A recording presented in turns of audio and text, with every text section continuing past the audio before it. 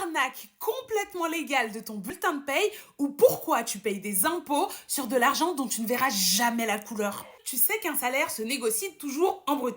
Mais après le brut, eh bien, on va enlever tout un tas de cotisations sociales qui vont permettre de financer notre système de protection sociale.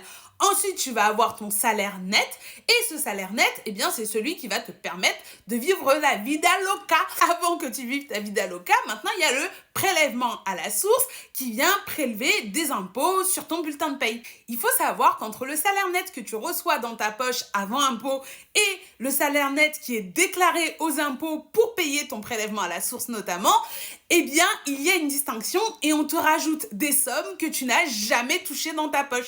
Parmi elles, tu vas retrouver le montant patronal de ta mutuelle. C'est-à-dire que si tu as une mutuelle qui coûte au total 100 euros et que ton employeur paye 50 euros et toi tu payes les autres 50 euros, eh bien on va prendre les 50 euros que paye ton employeur et on va le rajouter dans la base de salaire net imposable sur laquelle doit être calculé ton montant de prélèvement à la source. Bien logiquement, tout ce que ton employeur te paye de manière facultative, retraite supplémentaire, prévoyance, etc., on les rajoute dans la base de ton net imposable aussi. Mais là où ils sont vraiment retors, c'est sur la fameuse cotisation de CSG, CRDS non déductible. Atchoum. La CSG, c'est la contribution sociale généralisée et la CRDS, c'est la contribution au remboursement de la dette sociale. Ce sont des mots un peu barbares pour dire qu'on a eu des taxes qui nous aident à rembourser le gros trou de la sécurité sociale et à financer notre système de protection sociale qui est un peu une passoire apparemment.